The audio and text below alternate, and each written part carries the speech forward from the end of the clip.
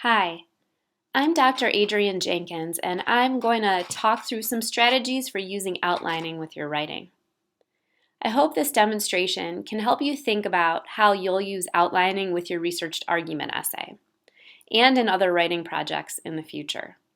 I'll start by reflecting on what approaches to using outlines have been helpful to me in my own work as a writer.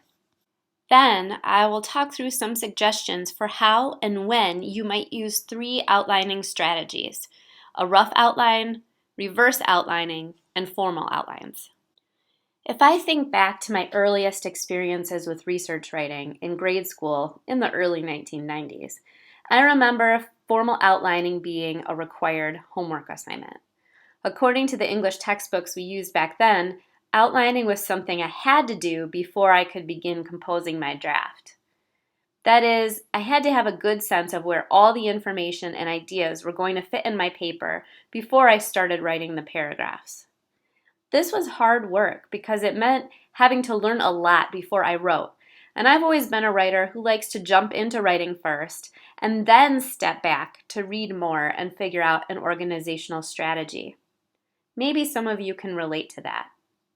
When we worked on 5-paragraph essays in high school, outlining was something I could do in my head because my thesis statement had all the outline components in it: a main idea and 3 reasons supporting that idea. In my college, graduate school, and research writing now, I transitioned into using the 3 kinds of outlining strategies I'll talk through: making a rough outline to get down my initial thoughts about researching and organizing, reverse outlining a draft to prepare to revise, and using a formal outline to communicate structure to co-authors and to keep myself focused on main ideas in each paragraph. I typically make a rough outline when I've already determined what my topic or argument is, and I need to figure out what main ideas I want to make sure I read and write through.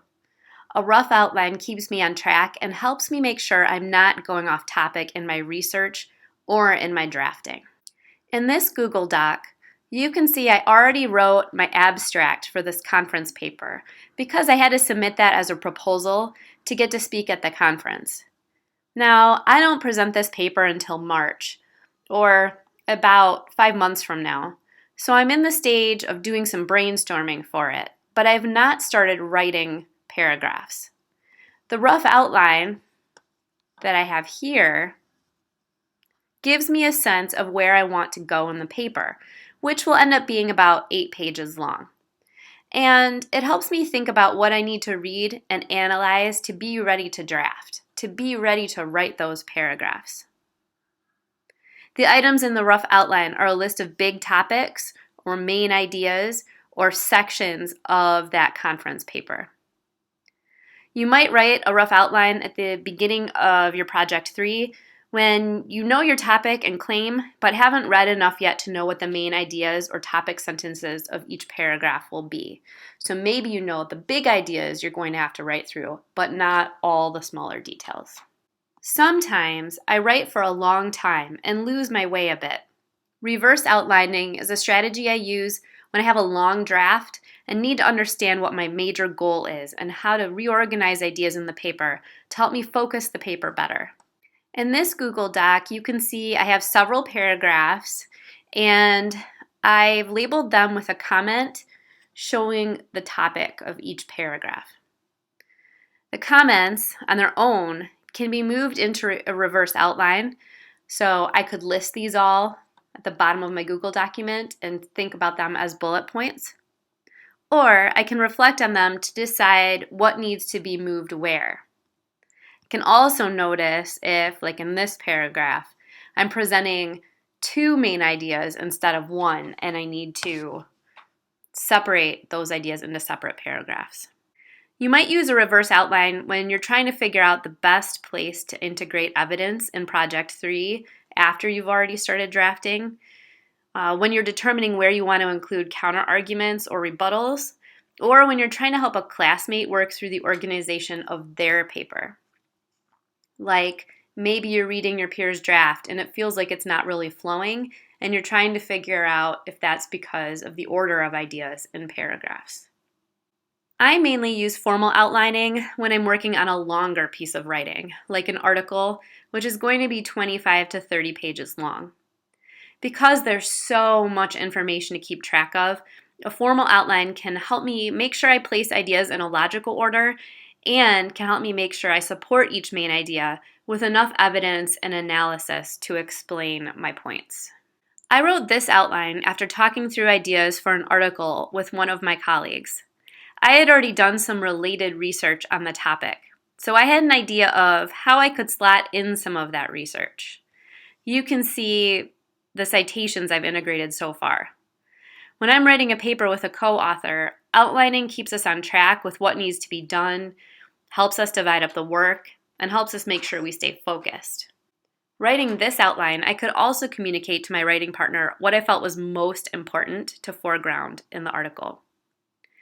You might use formal outlining in Project 3 after you've read through more source information, have determined your major claim for the project and supporting claims that will help you make your argument, and are ready to begin placing evidence and explanation into paragraphs.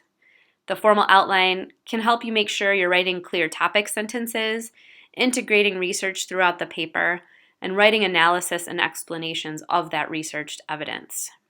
The textbook Understanding Rhetoric has a helpful sandwich model that I recommend using when you're ready to outline your Project 3 draft more specifically.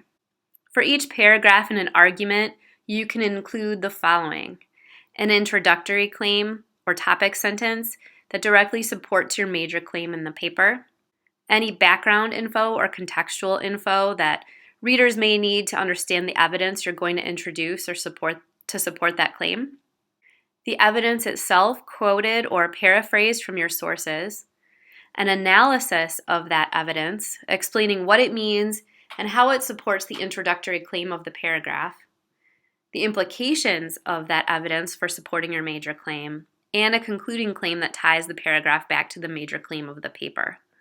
All of these points can help you ensure you're writing a strong argument, but they may be hard to wrangle without attention to formal outlining. If you'd like to read more about when and how to use particular kinds of outlines, I recommend Kristen Milligan's chapter in Bad Ideas About Writing, which I'm linking here in the transcript for this video. Milligan explores the idea that formal outlines are always useful, and talks about how it's really more important to think about when outlining is useful in our process.